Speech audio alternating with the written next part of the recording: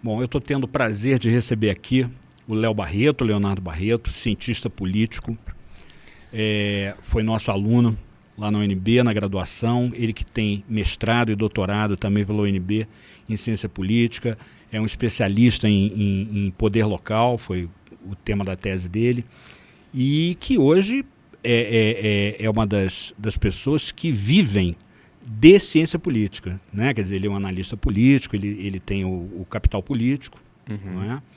Tem clientes, né, nessa área que ele orienta e está sempre em contato, não é, com o mundo do poder, né, os parlamentares, não é, o pessoal de hoje que a gente chama de RIG, né, que é mais chique, né, Relações Institucionais e Governamentais.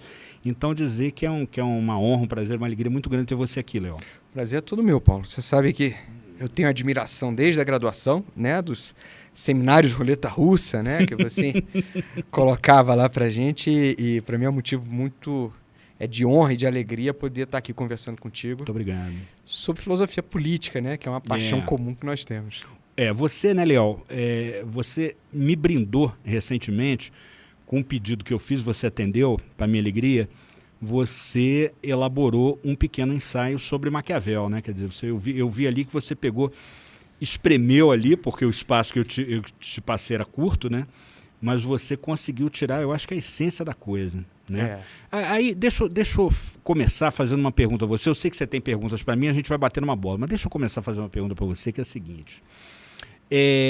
Se um parlamentar novo, tivemos uma renovação monstro, né? Na Câmara, sobretudo, e no Senado também. Se um parlamentar novo chegasse numa sessão espírita e pedisse para baixar o Maquiavel, para fazer pergunta para ele, porque o próprio Maquiavel, ele dizia que ele fazia isso, né? Não era uma sessão espírita, mas ele, no ostracismo, né? Quer dizer, querendo perder o DAS dele lá na chancelaria de Florença, né? E querendo se reintegrar e tal. E no tempo que ele ficou de fora, né? da política, ele dizia que a atividade mais nobre dele era à noite, né? Quando todo mundo na casa ia se deitar, ele adentrava o estúdio dele, chegava até a vestir roupas cerimoniais, né? Para conversar, quer dizer, através dos livros, né? Conversar com os grandes nomes, né, do passado, da filosofia política do passado, os historiadores, sobretudo e tal. Então, deixa eu perguntar uma coisa. Imagina um novo parlamentar que chegou, aí ele convoca uma sessão espírita para baixar o Maquiavel, e ele fazia a seguinte pergunta: Nicolau, para os íntimos, né? Nicolau Maquiavel, o que diferencia um bom do mau deputado? O que você acha que o Maquiavel responderia? Você que é íntimo do Maquiavel também. Olha, Paulo, essa é uma boa pergunta. Eu acho que o deputado diria, olha, não existe... O Maquiavel diria. Maquiavel diria, né? Sim. Não existe um bom ou um mau deputado. Existe um deputado com poder e um deputado sem poder, né? E acho que para a base de representantes, ou de representados, nada pior do que você ter um representante sem força. Um representante que não tem condições de cuidar da sua agenda de interesses, ou zelar pelo teu local, ou pelos teus interesses, né? Uhum. Mas você sabe que essa questão ela me traz um tema que tem me inquietado, e eu acho que eu fiquei feliz por esse convite, porque eu pensei que eu poderia ter a oportunidade de questionar você sobre isso. Hoje todo mundo fala sobre o tal da indústria 4.0, e é 4.0 para lá, é 4.0 para cá, que basicamente é o seguinte, né? Você tem uma revolução tecnológica enorme, sim, né, que afeta a forma das pessoas de produzir, de consumir, etc. E aí começou uma discussão também sobre como essa tecnologia afeta a política. Sim. Né? Então, assim, o que seria uma política 4.0? É claro que essas discussões, elas sempre vêm acompanhadas de muito fetiche, né? Porque as pessoas já pensam, a inteligência artificial vai substituir os governantes. Eu vou votar no algoritmo. Ou então, né, as pessoas vão votar pelas redes sociais, nos assuntos e não mais. Então, assim, você tem muita coisa. Uhum. Mas eu fui fazer esses dias uma apresentação e escolhendo ali fotos, uhum, eu peguei uma representação artística de uma discussão na Polis. Tá. E peguei uma foto de uma discussão no Congresso. Sim. E elas são muito parecidas. São muito parecidas, porque né? você tem uma pessoa falando alguém ali é sempre o centro, né? Por mais democrática que fosse a polis, você tem sempre um líder, né? Um Péricles, por exemplo. E essa é a minha pergunta para você, Paulo. Assim, com toda essa tecnologia, quais são os elementos imutáveis da política? Imutáveis, os imutáveis. Eu diria para você o seguinte: a confiança e a falta de confiança. Eu explico. Quando eu faço as minhas palestras para candidatos a eleições, eu começo logo dizendo, vocês precisam, sobretudo para os novatos, né? Vocês precisam se acostumar com aquilo que não é exceção, é a regra na política, pelo menos na política brasileira. O que é? A traição. A traição. E como a traição é uma coisa muito recorrente, né? A confiança pessoal, pela escassez, acaba virando um bem muito precioso. Isso para nós que somos consultores e que eventualmente trabalhamos também com políticos, né, damos consultoria a políticos, né, isso para nós às vezes é uma coisa complicada, porque o cara não nos conhece, o cara nos procura pela nossa expertise ou pela fama de expertise que a gente tem, né, e a gente oferece soluções. Mas ele, em última análise, quase sempre vai ouvir o círculo íntimo dele, que é um círculo que não é profissional, não é especializado, não é? Mas tem a confiança dele. Tem a confiança dele. Então, partindo disso, né? Confiança, liderança. Sim. O que é fetiche e o que é realmente revolução nessa ideia de política 4.0 ou na forma como a tecnologia afeta as relações políticas da sociedade hoje? Eu acho que ela, Léo, essa tecnologia 4.0, ela basicamente intensifica e potencializa, né, uma coisa que quem é líder sempre fez a vida toda. Desde que o Homem das Cavernas elegeu a política para substituir o TACAP, né? O que você tem é o seguinte: o que define um líder? É aquilo que hoje a gente na internet chama de engajamento. Quantas pessoas ele consegue engajar? Quantas pessoas ele consegue convencer? Quantas pessoas ele consegue persuadir que esse é o meu ponto de vista, e se a gente for por aqui, como eu estou dizendo, a gente vai se dar bem. Se a gente for por aqui, a gente vai se dar mal, né? Então, eu acho o seguinte: as redes sociais, elas potencializam isso, tá? Elas amplificam isso, tá? E, ao mesmo tempo, tornam o papel do líder um papel muito mais instável. Quer dizer, o líder, quase sempre o líder, sempre teve que matar um leão por dia, né? Não, essa que é a verdade, né? Agora ele tem que matar vários leões, entendeu? Para mostrar que continua merecendo a confiança e o engajamento dos seus liderados. Aí, voltando a uma coisa muito ponto qualquer coisa, que é a política aí do tempo, daquele período da democracia representativa que vai do final do Estado Novo, de 45 até 64, né, no Brasil. Ele tinha sido ministro da Educação do Estado Novo, um camarada altamente intelectualizado, um político do PSD mineiro, Gustavo Capanema, né? E o Gustavo Capanema foi líder do governo na Câmara, no Senado, e ele cunhou uma frase que eu acho fantástica. Ele diz assim: olha, a relação entre o líder e o liderado é a mesma relação que existe entre o caçador e a caça. Só que a caça somos nós, os líderes. O caçador é o liderado. É o liderado. Porque ele pode, do mesmo jeito que ele tem confiança em mim, ele me segue, ele pode retirar essa confiança a qualquer momento. E aí desfaz o combustível, né, da liderança. Então, agora que a pessoa fica hoje, né, só para completar, agora que a pessoa fica hoje, né, bombardeada o tempo todo, acabou-se a intimidade, né, acabou-se o sigilo, acabou tudo, né? É um reality show permanente, né, a política. As pessoas são muito mais expostas. E, portanto, as falhas das pessoas, as imperfeições humanas que cada um de nós tem, não é?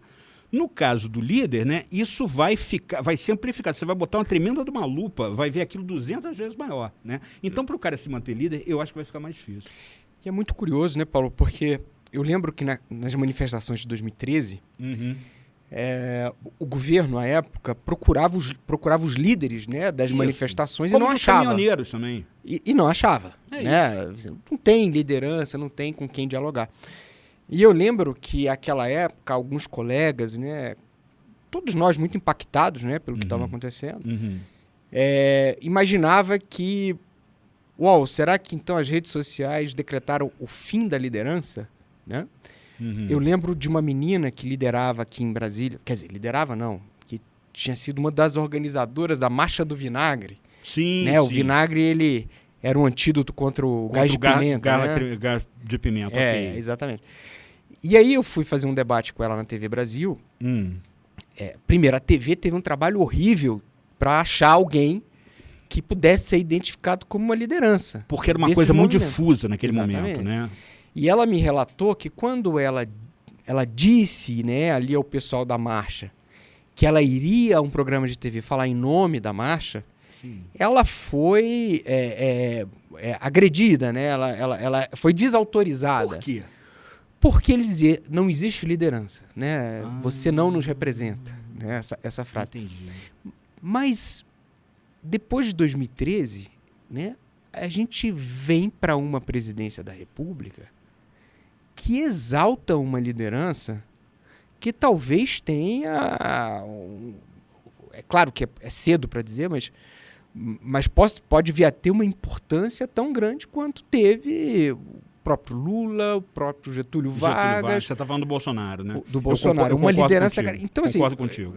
Então, na verdade, não é o fim da liderança, mas uma exaltação. Talvez as redes sociais elas mudam o estilo da liderança, tornam mais carismática, mas no final das contas você tem uma potencialização disso. Porque veja só, o Bolsonaro, ele virou presidente, ou ele virou o candidato mais, digamos assim, o favorito, né, para a presidência, porque, na minha opinião, ele foi, com todo o intuitivismo dele, que a gente sabe que não é intelectual, longe disso, né, mas com a capacidade intuitiva dele, para mim, ele foi o primeiro que fez a leitura correta do que significaram aquelas manifestações de 2013. Porque, na verdade, elas descrevem um arco que vai de junho de 2013, passa pelo impeachment da Dilma e chega até o Bolsonaro. Não é? Então, eu acho assim, ele fez uma leitura muito correta daquilo ali. Ele percebeu que uma página da política brasileira, para bem ou para mal, estava sendo virada. Né? Mas aí me traz uma questão que ora, uma pessoa que fez a leitura correta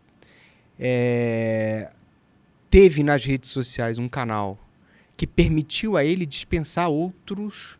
Mídia tradicional. Corpos intermediários. É direto com o cara do Twitter, é direto com o cara do WhatsApp. Dispensou entidades, dispensou igrejas, dispensou mídia tradicional, dispensou partidos. E como é que fica... Então, as instituições de controle, a gente sabe que isso é um tema caro para a formação das democracias modernas, talvez o mais importante tema, né? Que é o controle dos governantes, né? Pelos governados. Exatamente. Que não é feito diretamente pelos governados, né? Mas é feito... Sim, instituições representativas. Exatamente. Sim. E isso é uma coisa muito cara lá para os pais da democracia americana, é uma coisa muito cara para muitos. Como é que ficam essas coisas? Essas coisas elas vão sobreviver? Como é que elas estão se organizando dentro dessa... Como é que o pensamento vai se organizar, Paulo? Olha aqui. Os corpos intermediários, eles são muito importantes porque se o indivíduo é colocado diante do Estado Todo-Poderoso, né, a disputa é completamente desigual, né? A burocracia do Estado. Então você tem um processo de centralização política e administrativa e um processo paralelo de fragmentação social, pulverização. Se você não tem grupos intermediários, família, comunidade, vizinhança, sindicato, associação, né, fica uma disputa muito desigual, né? O Estado acaba esmagando o indivíduo. Assim como também o indivíduo perante o mercado é muito fraco sem grupos intermediários, quer dizer, instituições que não são de mercado, mas que são consumidores, mas que participam da economia de mercado e participam da democracia representativa, né, também. Eles atuam como proteção, como algodão entre os cristais, né, como algodão entre os cristais. Agora, se você se essas instituições hoje muitas delas estão vivendo uma crise de credibilidade, haja vista aí a grande mídia, né? Antes, que um grande canal de TV falava era a verdade, né? Hoje, a verdade está na internet, né? Na verdade, ela não está nem naquele canal de televisão, nem na internet, né? Ela tem que ser procurada, né? Ela tem que ser procurada. Então, só para te dizer que eu não sei responder a tua pergunta. Não sei responder a tua pergunta. Mais uma vez, a gente está diante de uma situação nova, né? Que instituições representativas já não são tão representativas assim, não é? E que as pessoas, então, estão tendo uma ligação direta com o líder. Eu queria só lembrar você que esse processo ele não é tão recente assim. Mesmo nas democracias parlamentaristas da Europa, tá? Pega o exemplo de dois líderes ingleses, a Margaret Thatcher primeiro e o Tony Blair depois, né? Quer dizer, o fenômeno Thatcher e o fenômeno Blair, em termos políticos, né, representou uma presidencialização do parlamentarismo inglês. Tá? Você tinha um parlamento, obviamente, né, que é um colegiado, né, mas você tinha um líder ali que falava pelo parlamento e falava diretamente, passando pela cabeça dos seus colegas, falava diretamente com o eleitor. Então, você tem aí uma presidencialização. Qual é a preocupação da filosofia política, tanto clássica quanto moderna? Na minha opinião, não podemos deixar esse contato emocional do líder com a massa, né, virar uma tirania. Os corpos intermediários servem justamente para isso, né, para amortecer esse impacto e não deixar o indivíduo, digamos assim, tão indefeso diante de um Estado todo-poderoso. Pois é, quando a gente olha para o Congresso, aliás, tem uma foto famosa de uma votação qualquer, e aí no enquadramento que o fotógrafo deu, tinha ali mais ou menos 15, 16, sei lá, deputados federais, e todos eles fazendo lives. Fazendo selfie. O tempo todo, lives e selfies. Lives e selfies. Essa foto é ótima. Mostrando para o eleitor o que ele estava fazendo ali naquele momento, né? E aí uma questão que traz é assim, essa relação direta, né, entre o eleitor e o candidato, ela é positiva ou negativa dentro de uma melhoria de percepção da própria democracia, do funcionamento das instituições, da natureza dos mandatos eletivos? O que a teoria política podia dizer para a gente sobre isso? Olha, eu aí recorreria a um outro grande clássico, que é o conservador Edmund Burke, né? O Edmund Burke, ele teve uma carreira no parlamento inglês, muito embora ele seja o pai do conservadorismo moderno, ele fez a carreira dele no parlamento, no século XVIII, todo no grupo parlamentar Whig, quer dizer, o futuro Partido Liberal, né? Muito bem. O Edmund Burke, ele fez uma vez um discurso para o distrito eleitoral dele de Bristol, em que ele cometeu um sincericídio, tá? E não foi reeleito depois desse discurso. Mas era simplesmente assim: olha, eu adoro vocês. Vocês são ótimos, eu tenho maior orgulho de representá-los, mas eu gostaria de dizer o seguinte, que quando eu chego no parlamento, eu me transformo num representante de toda a nação inglesa. E mais, eu tenho acesso a determinadas conversas, a determinadas informações que vocês aqui na base não têm. Tá? E pode ser que pareça que eu esteja deliberando contra vocês, contra a opinião de vocês. E às vezes até estou fazendo isso mesmo. Né? Eu estou fazendo isso mesmo. Porque, veja só, a natureza do meu mandato não é um mandato imperativo, como aquele que nasce quando você assina um contrato de representação com um procurador teu, um advogado. Né? O advogado, cada passo que ele dá no processo em que ele te defende, ele volta e te consulta. Léo, é isso mesmo? Vamos lá? Não, ou então vamos mudar a estratégia? Né? O delegado sindical, numa negociação com o patronato por aumento de salário, acordos coletivos, né?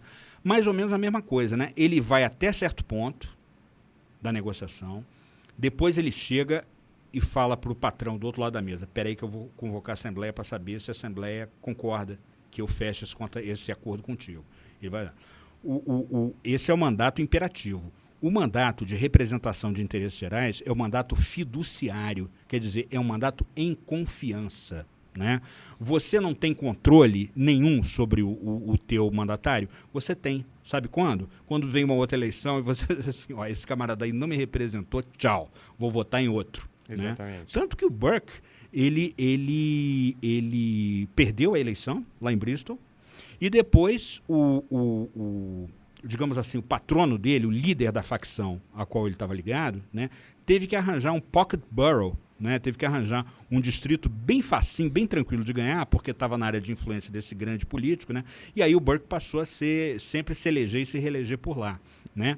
Mas eu vou te dar um exemplo, eu vou te dar outro exemplo para reforçar esse desafio para a teoria política. Está fazendo um ano, um pouco mais que isso, eleição para presidente do Senado. Davi Alcolumbre. Né, Davi Alcolumbre. Um senador com muita intimidade com os grandes meios de comunicação, ele botou na página dele do Facebook e de outras redes sociais o seguinte: eu vou votar para presidente do Senado em quem vocês me disserem. Então, se a maioria disser que é para votar em fulano, eu vou votar em fulano. Se a maioria disser que é para votar em Beltrano, eu vou votar em Beltrano. Não é? E ele, que tinha inicialmente um compromisso com um dos candidatos, ele acabou indo para o Davi quando ele viu que na página dele, né, muita gente, a maioria estava dizendo para ele, não, vai de Davi, não vai com esse não, vai com o Davi.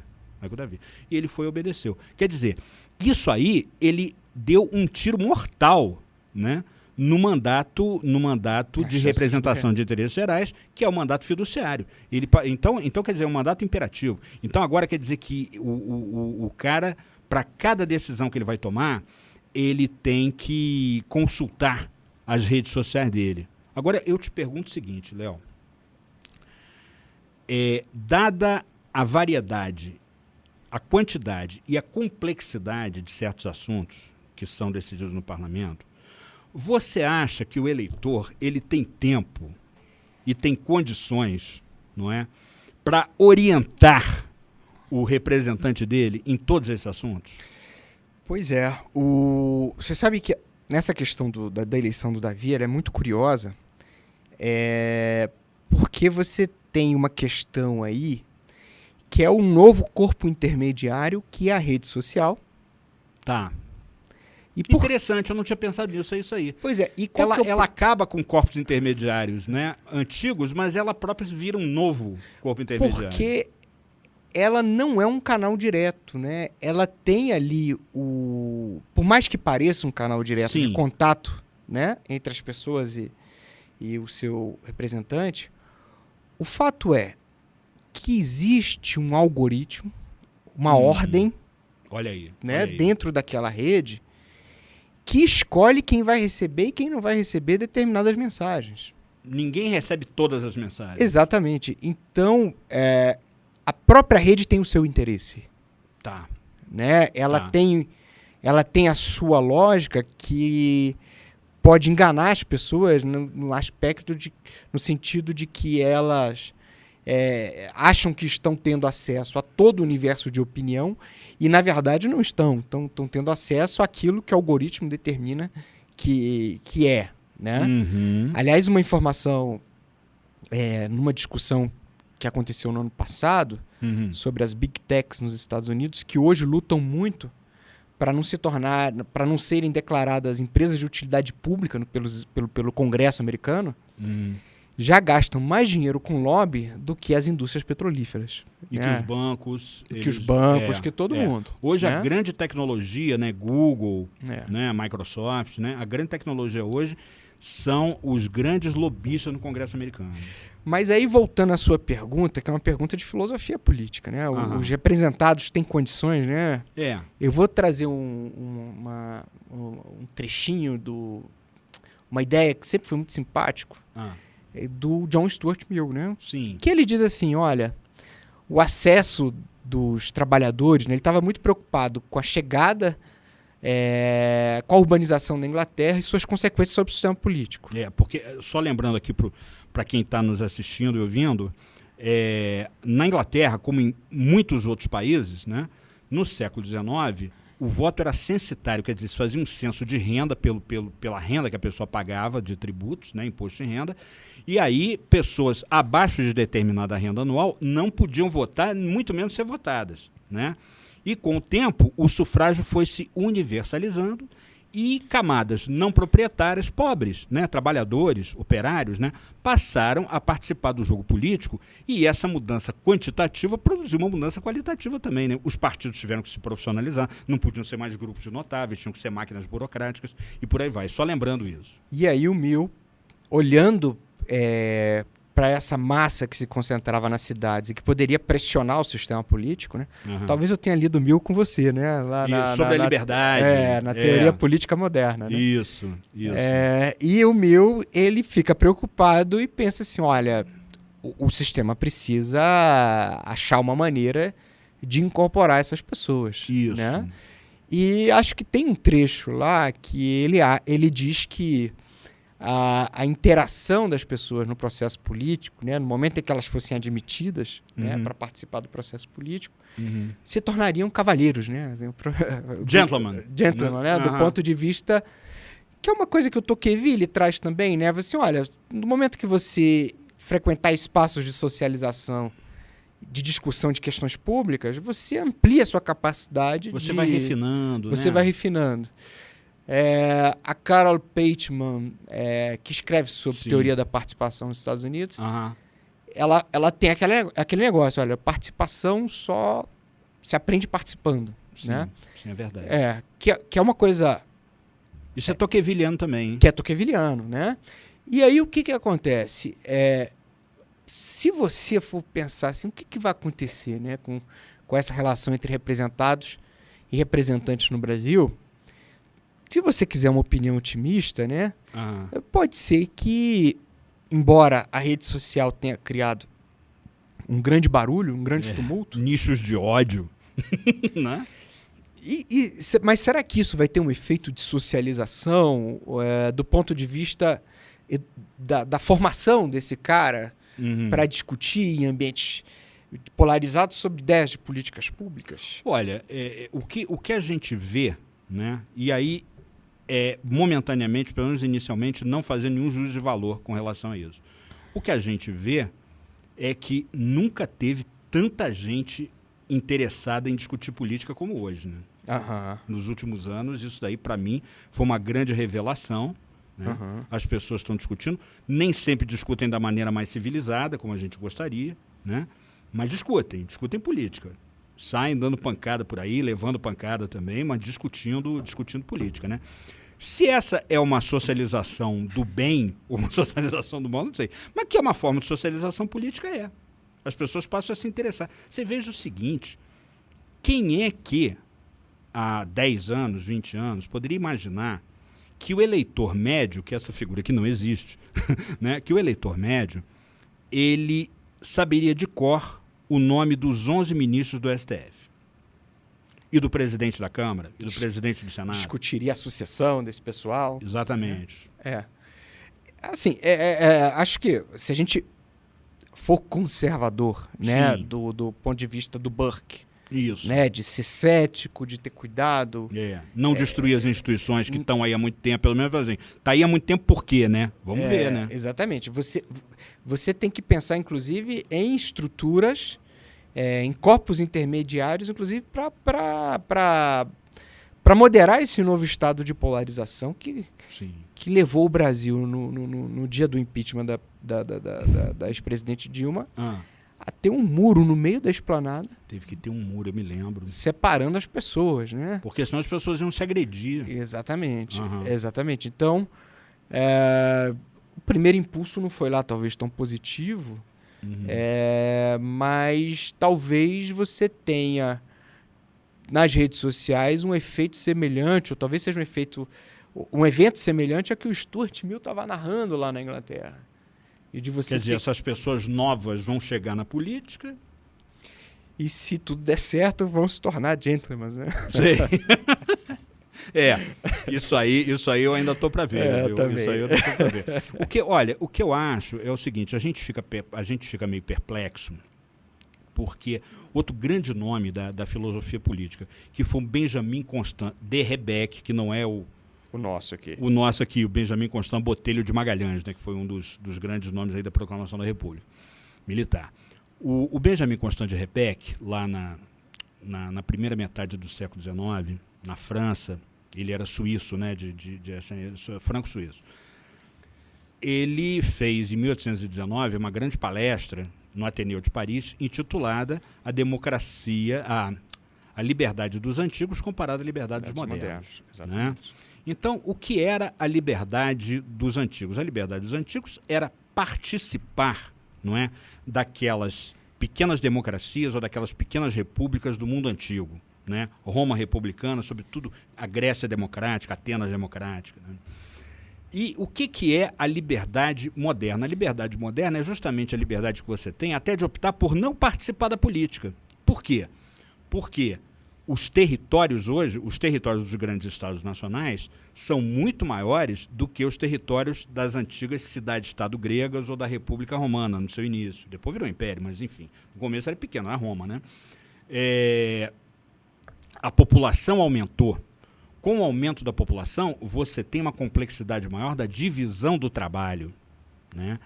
E você tem divisão do trabalho até para política. Quer dizer, algumas pessoas vão fazer política, se profissionalizam na política, tá? E a grande maioria vai cuidar da sua vida. Vai estudar, vai trabalhar, vai formar uma família, né? Então, assim, como é que a política passou a ser possível? A política passou a ser possível através da representação. Quer dizer, eu não tenho mais condições de imitar o cidadão ateniense que trabalhava poucas horas por dia, né? Tinha uma vida mais frugal, mas o que ele gostava mesmo é passar horas e horas ali na Assembleia discutindo. Não tem mais essa possibilidade. Não tem mais essa possibilidade. Então, eu vou cuidar da minha vida e vou eleger o meu representante. Esse meu representante é que vai fazer política para mim 24 horas por dia. Existe chance da rede social, não essa, mas de repente dela caminhar para se tornar uma nova ágora, onde as pessoas ficam 24 horas por dia dando palpites sobre os assuntos Léo, mais variados? Ô, Léo, deixa eu te falar uma coisa. Eu não sei, porque é o seguinte, as pessoas vão continuar tendo, em algum momento das suas vidas, ter que trabalhar e ganhar o seu sustento, o sustento da sua família, né? O que eu diria para você é o seguinte, eu não vejo condições de todo mundo se especializar em política. A pessoa pode se especializar em palpite, não é? E que é, quando às vezes eu dou minhas palestras aí de consultoria, falo com empresários e outros, você também deve ter essa experiência, né? Falo assim, olha, uma das primeiras providências que você toma quando precisa contratar um consultor é saber se ele sabe diferenciar entre palpite e opinião. Exatamente. Não é? Entre palpite e opinião. Palpite é uma coisa mais fraca, né? Opinião é uma coisa mais forte. Agora, tem uma coisa interessante nessa história toda, Paulo, que é a seguinte. É a falta... É o declínio da autoridade do especialista, né?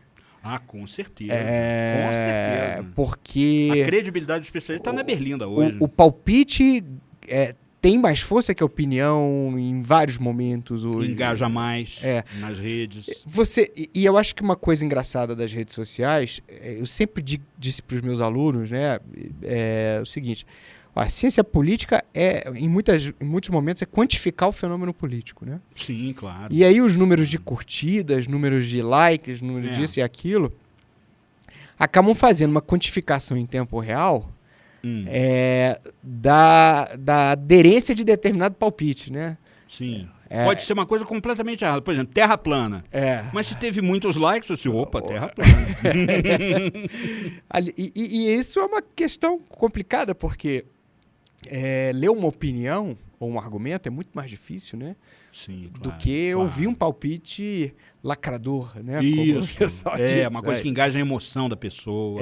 Exatamente. Então, assim, não deixa de ser um momento onde mais pessoas estão lendo e participando. Uhum. mas um ambiente perigoso para a opinião, né? É. Um ambiente perigoso para informação, Porque, talvez.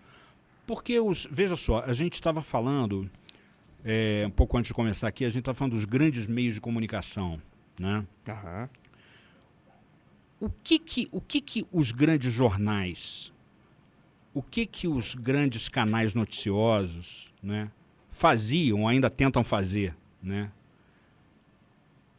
Uma curadoria de informação, né?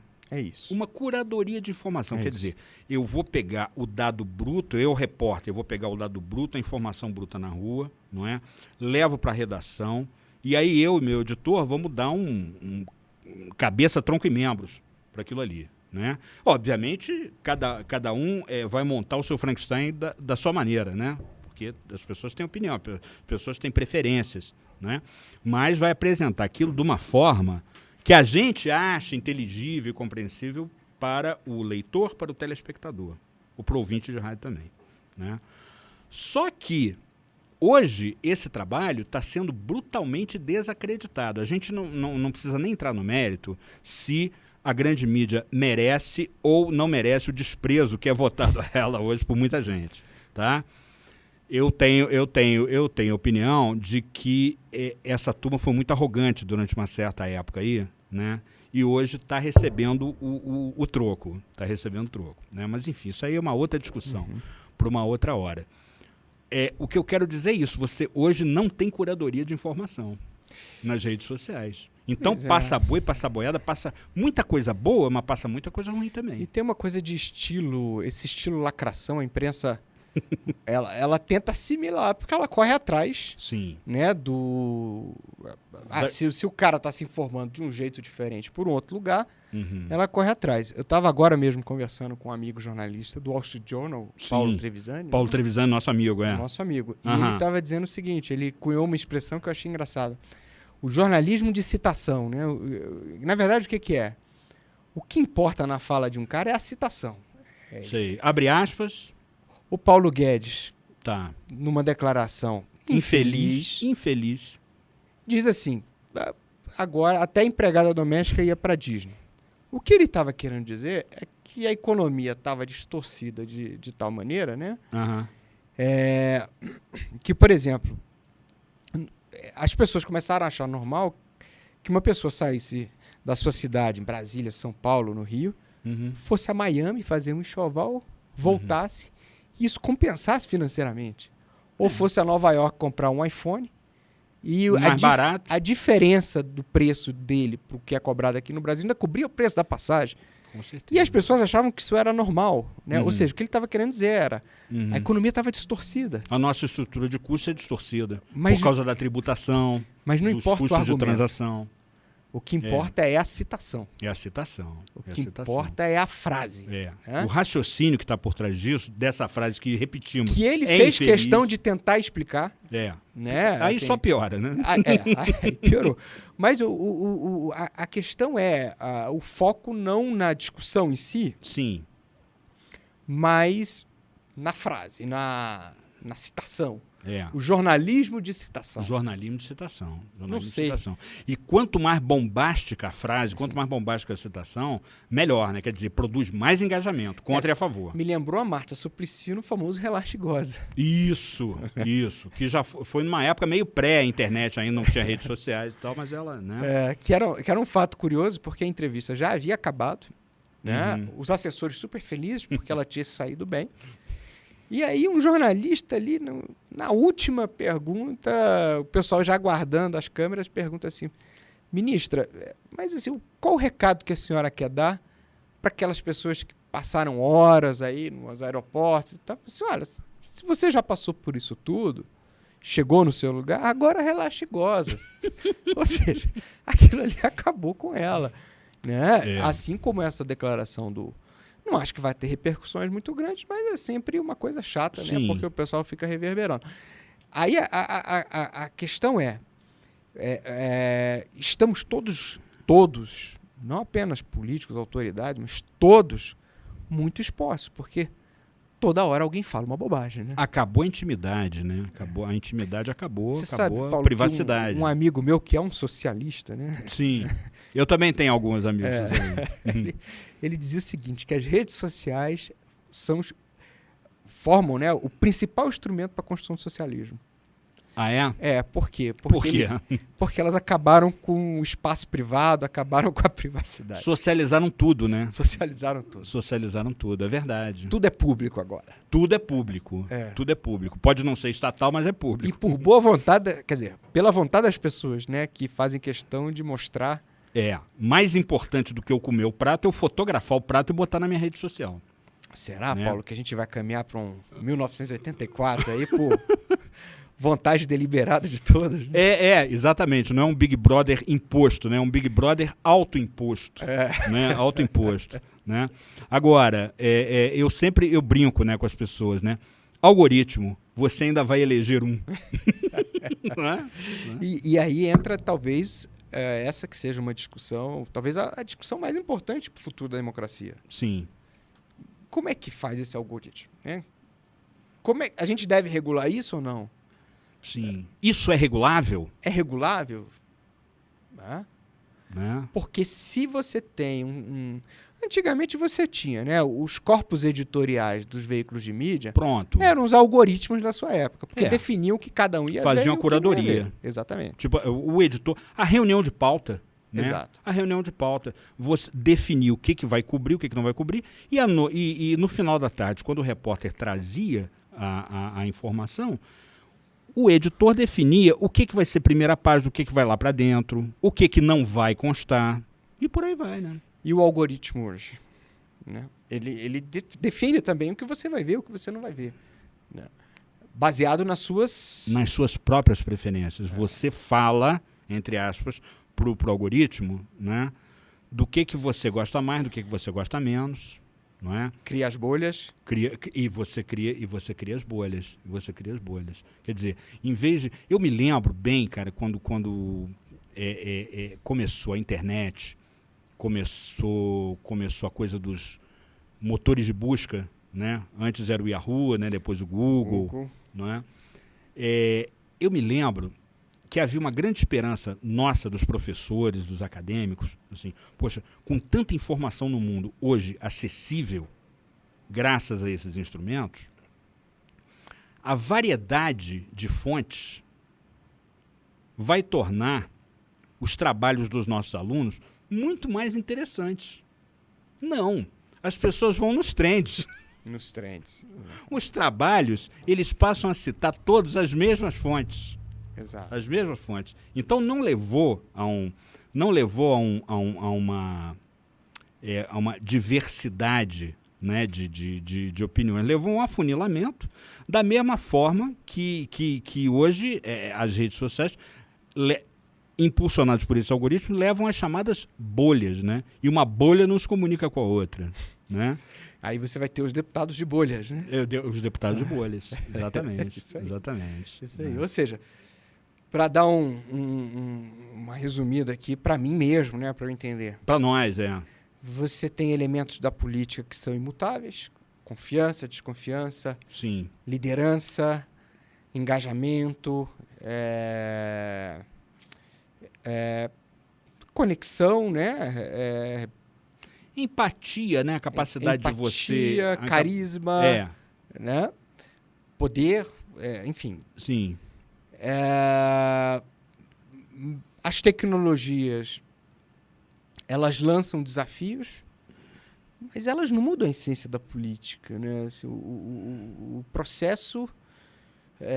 talvez você esteja discutindo mais uma questão, voltando à tal da política 4.0, mais de mudanças institucionais do que propriamente da mudança do espírito da política, né? Assim, os líderes não vão ser substituídos por robôs a política vai ser da IBM. A política vai ser um fenômeno de liderança. Sempre vai continuar sendo um fenômeno de liderança. Sempre vai continuar sendo. Não é?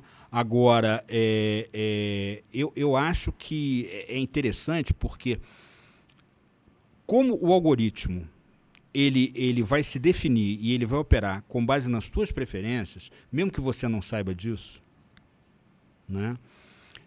Você hoje vai ter um poder do liderado teoricamente muito maior em fazer ou desfazer as lideranças, né? Uma rotatividade maior. Só que esse novo corpo intermediário, o algoritmo... O algoritmo. O algoritmo... Isso é um bom texto aí, um artigo bom para ser escrito, hein, Paulo? O algoritmo, exatamente. O algoritmo, ele define tudo isso, mas os liderados não sabem. Não sabem que são eles mesmos que pautam o algoritmo. E esse algoritmo, essa pautagem é que vai definir a liderança que está em ascensão e que está em declínio. Tá aí então, todo poder é o algoritmo. Léo, eu queria agradecer muito a tua presença aqui, meu amigo. Obrigado, Paulo. Eu que agradeço. Poxa, oportunidade minha e das pessoas que estão nos assistindo de aprender com você. Ótimo. Viu? Muito obrigado mesmo. Foi muito legal, Paulo. Parabéns pelo seu projeto. Obrigado. Eu tenho certeza que tem muita gente que está melhorando a partir dele. E fico feliz que tenha muita gente que, em função da tecnologia, esteja tendo a mesma oportunidade que eu tive enquanto seu aluno.